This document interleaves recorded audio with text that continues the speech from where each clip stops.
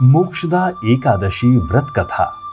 मोक्षदा एकादशी का धार्मिक महत्व पितरों को मोक्ष दिलाने वाली एकादशी के रूप में भी माना जाता है। इस एकादशी पर विधि विधान से पूजा करने से सभी पापों का नाश होता है। आज के दिन मोक्षदा एकादशी व्रत कथा का श्रवण अवश्य करना चाहिए। एक बार महाराज युधिष्ठिर ने कहा, हे भगवान, आप तीनों लोगों के स्वामी, सबको सुख देने वाले और जगत के पति हैं। मैं आपको नमस्कार करता हूं। हे देव, आप सबके हितैषी हैं, अतः मेरे संशय को दूर कर मुझे बताइए कि मार्गशीर्ष एकादशी का क्या नाम है। उस दिन कौन से देवता का पूजन किया जाता है और उसकी क्या विधि है, कृपया मुझे बताएं। भक्तवत्सल भगवान योगेश्वर श्री कृष्ण कहने लगे कि हे धर्मराज, तुमने बड़ा ही उत्तम प्रश्न किया है। इसके सुनने से तुम्हारा यश संसार में फैलेगा। मार्गशीर्ष शुक्ल एकादशी अनेक पापों को नष्ट करने वाली है। इसका नाम मोक्षदा एकादशी है। इस दिन दामोदर भगवान की धूप दीप नैवेद्य आदि से भक्ति पूर्वक पूजा करनी चाहिए। अब इस विषय में मैं एक पुराणों की कथा कहता हूं। गोकुल नाम के नगर में बैखानस नामक राजा राज्य करता था। उसके राज्य में चारों वेदों के ज्ञाता ब्राह्मण रहते थे। वो राजा अपनी प्रजा का पुत्रवत पालन करता था। एक बार रात्रि में राजा ने एक स्वप्न देखा कि उसके पिता नरक में हैं। उसे बड़ा आश्चर्य हुआ। प्रातः वो विद्वान ब्राह्मणों के पास गया और अपना स्वप्न सुनाया। कहा, मैंने अपने पिता को नरक में कष्ट उठाते देखा है। उन्होंने मुझसे कहा कि हे पुत्र, मैं नरक में पड़ा हूं, यहां से तुम मुझे मुक्त कराओ। जब से मैंने ये वचन सुने हैं तब से मैं बहुत बेचैन हूं। चित्त में बड़ी अशांति हो रही है। मुझे इस राज्य, धन, पुत्र, स्त्री, हाथी, घोड़े आदि में कुछ भी सुख प्रतीत नहीं होता। क्या करूं? राजा ने कहा, हे ब्राह्मण देवताओं, इस दुख के कारण मेरा सारा शरीर जल रहा है। अब आप कृपा करके कोई तप, दान, व्रत आदि ऐसा उपाय बताइए जिससे मेरे पिता को मुक्ति मिल जाए।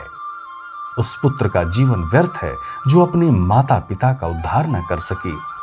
एक उत्तम पुत्र जो अपने माता पिता तथा पूर्वजों का उद्धार करता है, वो 1000 मूर्ख पुत्रों से अच्छा है।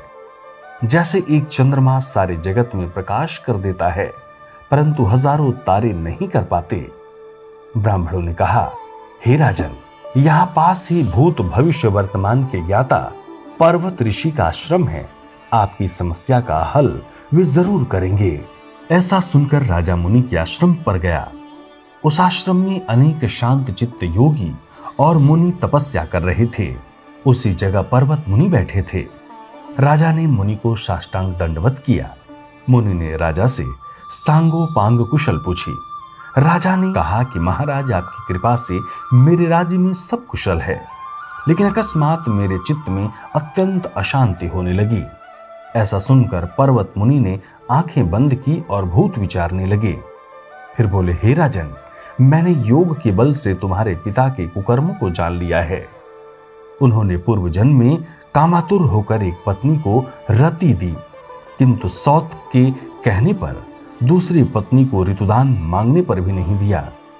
उसी पाप कर्म के कारण तुम्हारे पिता को नरक में जाना पड़ा। तब राजा ने कहा, इसका कोई उपाय बताइए।